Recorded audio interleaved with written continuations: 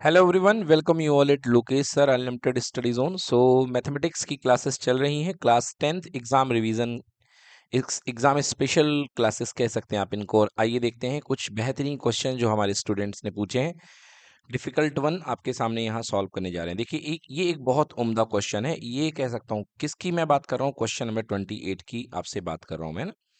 सो ये जो question number 28 है, ये अपने आप में एक बहुत बेहतरीन क्वेश्चन है।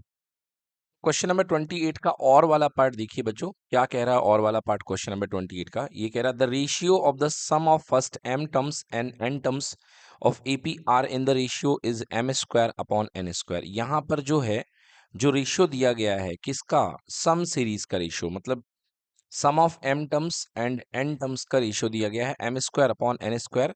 Then show that the ratio of इस mth term and nth term is 2m minus one upon 2n minus one. मतलब एक्चुअली हो क्या रहा है बच्चों, यहाँ पर आपको सीरीज के सम का रेशियो दिया गया है और आपको टर्म का रेशियो बनाना है। तो चलिए इस क्वेश्चन को सॉल्व करते हैं।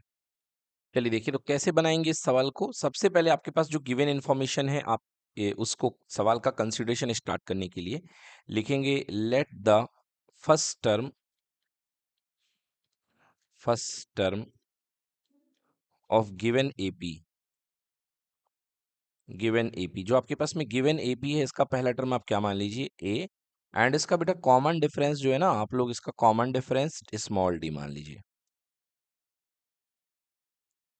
Common difference equals to D. अब क्वेश्चन पे आते हैं। देखिए, कह रहा है कि रेशियो दिया गया है इसके m टर्म्स का और n टर्म्स का।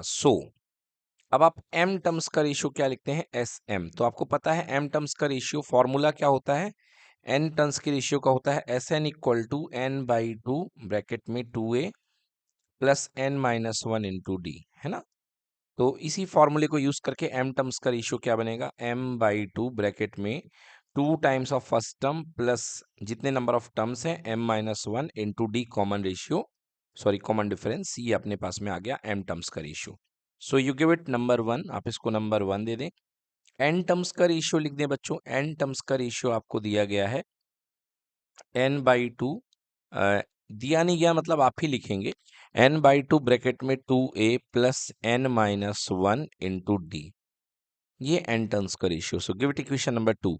अब देखिए, यहां से क्वेश्चन शुरू हो रहा है। अब आपको कह रहा है कि इनके जो first m terms and first n terms का रेशियो जो दिया गया है, टर्म्स का नहीं, सम का, फर्स्ट m टर्म्स तक के सम और फर्स्ट n टर्म्स तक के सम। तो ये m टर्म्स तक के सम है और ये n टर्म्स तक के सम का जो रेशियो दिया गया है, कितना दिया है, m square upon n square. तो चलिए इसको लेकर के हम एक रिलेशन बनाते हैं। लिखेंगे according to question, first m terms तक का सम और फर्स्ट n टर्म्स तक के सम का जो रेशियो दिया है, that is equals to m square upon n square, ये दिया गया है। Okay, it is given. तो फाइंड क्या करना है हमको, ओके, तो हमको फाइंड करना है A M upon A N, क्योंकि हमको फाइंड नहीं करना है, यहाँ पे शो करना है, एक तरीके से है ना, शो ही करना है। तो देखिए, show that the ratio of mth term and nth term, okay. तो हमको यहाँ पर निकाल करके लाना है A M upon A N, या अब यहाँ पर तो प्रूफ करने को दे दिया है, यदि नहीं भी देता तो आप निकाल भी सकते थे। आपको प्रूफ करना है कि this is equals to 2m minus one upon 2n minus one, ये लेकर के आना है, minus one upon 2n minus one. आप इसे टू प्रूफ बना करके भी लिख सकते हैं स्टार्ट में, है ना, आप इसे टू प्रूफ भी करके लिख सकते हैं। चलिए आ जाते हैं क्वेश्चन पे। तो यहाँ पर हम रुके हुए थे अकॉर्डिंग टू क्वेश्चन से, ओके। अब आइए देखिए, हमको वैल्यू यहाँ पे, इस पॉइंट से हमको यहाँ पे वैल्यू लगानी है, तो हम इसकी वैल्यू लगाना शुरू करते हैं। S M upon S N आपको दिया गया है। नाउ एस एम की वैल्यू पुट कर दीजिए, m बाई टू ब्रैकेट में 2a plus m minus one into D, ये एस एम की वैल्यू हो गई। एंड एस एन की वैल्यू कितनी दी गई है, n बाई टू ब्रैकेट में 2a plus n minus one into D, ये एस एन की वैल्यू हो गई। This is equals to m square upon n square. एक 2 से 2 कैंसिल कर दीजिए पहले, ये तो हो जाएगा। अब एक m से एक m ऊपर कैंसिल और एक n से एक n नीचे कैंसिल। तो आपके पास क्या एक्सप्रेशन बन के आ गई, आपके पास बन चुका है 2a plus m minus one into D, that upon 2a plus n minus one into D is equals to m by n। ये बन चुका है।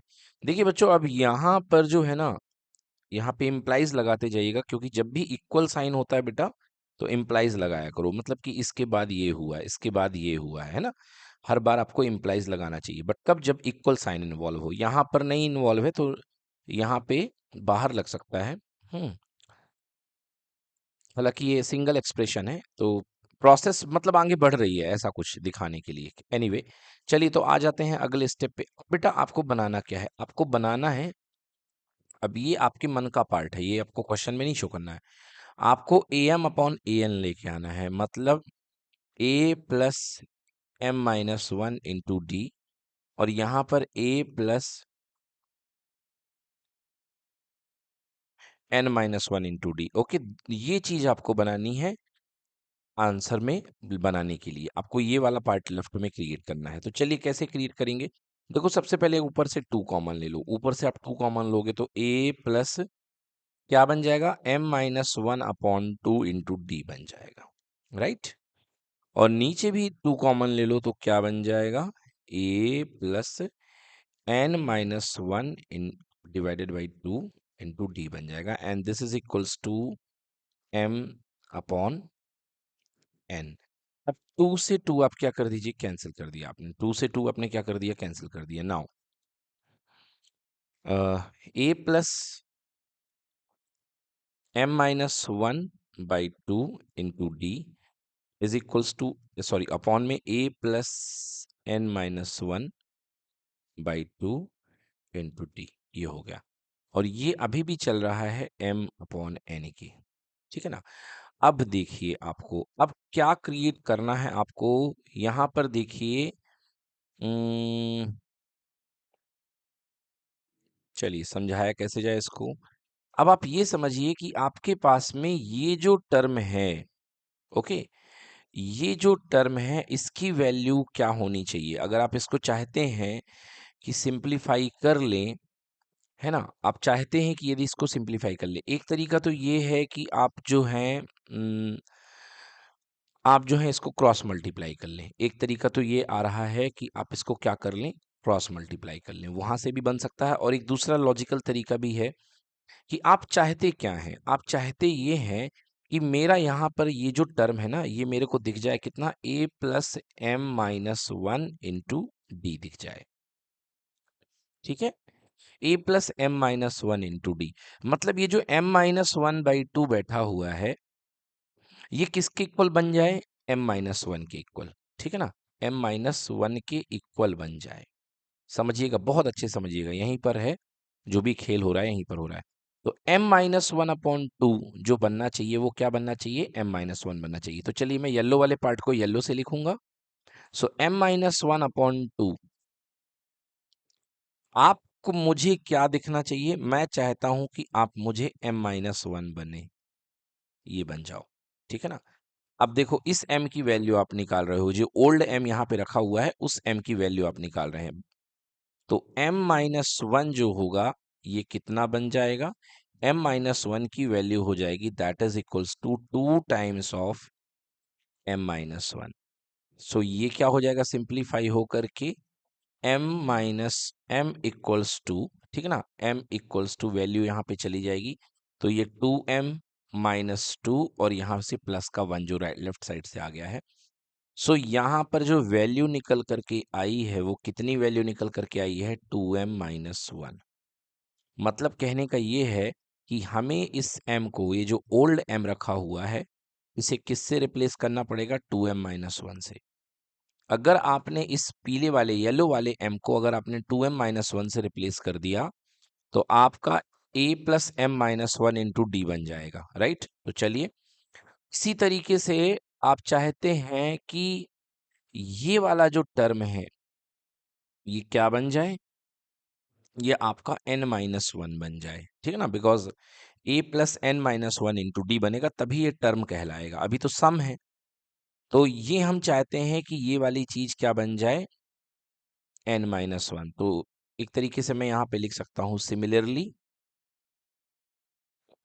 सिमिलरली बिल्कुल इसी तरीके से यही प्रोसीजर करेंगे, है ना, कि n minus one upon to जो है किसके इक्वल दिखना चाहिए? n-1 के इक्वल। तो यहाँ मैं चलो कर ही देता हूँ आपके लिए। n-1/2 बेटा ये जो है ये किसके इक्वल दिखना चाहिए, ये हमें n-1 के इक्वल दिखना चाहिए।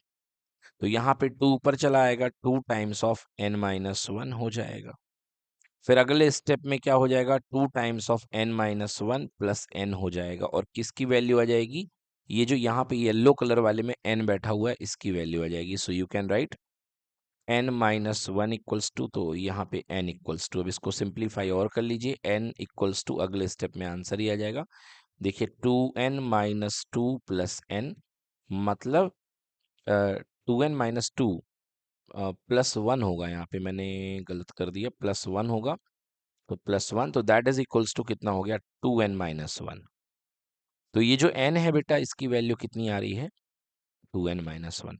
कहने का मतलब ये है कि अगर आप चाहते हैं कि आपका ये जो है ये am अपॉन an बन जाए, इसके लिए आपको m-1/2 जो ऊपर बैठा है इसको किससे रिप्लेस करना पड़ेगा, 2m-1 से, और नीचे जो बैठा हुआ है उसको किससे रिप्लेस करना पड़ेगा, n स्मॉल n को 2n-1 से। तो चलिए देखिए अब रिप्लेस करते हैं। तो देखा आपने a प्लस, देखिए m-1/2 को आपने किससे रिप्लेसमेंट किया है, टोटल ऑल ओवर m-1 से, तो a plus m-1 into D, और यहाँ पर किससे रिप्लेस करा आपने n-1/2 को, n-1 से, तो ये a plus n-1 into D, और ऐसा करने पर m और n किससे रिप्लेस हो रहे हैं, देखिए m की वैल्यू आई है 2m-1 और n की वैल्यू कितनी आई है 2n-1। तो ये क्या है बेटा, ये mth टर्म है, और ये क्या है, ये nth टर्म है। So the ratio of mth term and nth term equals to 2m-1 upon 2n-1, and this is proved. तो बच्चों ये जो है ना, ये आपका फाइनली प्रूव हो चुका है, यही आपको प्रूव करना था, ये रिजल्ट आपको बोला गया था। तो ये थोड़ा डिफिकल्ट क्वेश्चन मान के चलिए, ये स्टैंडर्ड मैथ्स का पार्ट कहा जा सकता है, बेसिक मैथ्स वालों के पूछे जाने के इसके चांसेस कम है। ठीक है, चलिए एनीवे, तो हमने इसको सॉल्व कर दिया है, इसको आप नोट कर लें, वीडियो को लाइक शेयर सब्सक्राइब भी कर दें। Thank you so much.